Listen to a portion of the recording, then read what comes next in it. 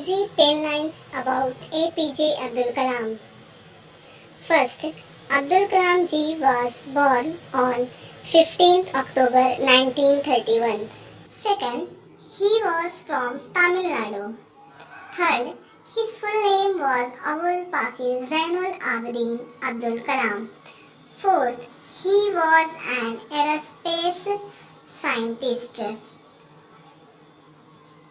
Fifth, he is also called Missile Man of India.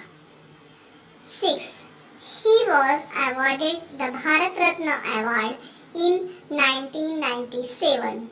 Seventh, in his life, he wrote a lot of books. Eighth, he became the 11th President of India in 2002. Ninth, he died due to cardiac arrest in 2015. 10th, his life is a source of inspiration for the students.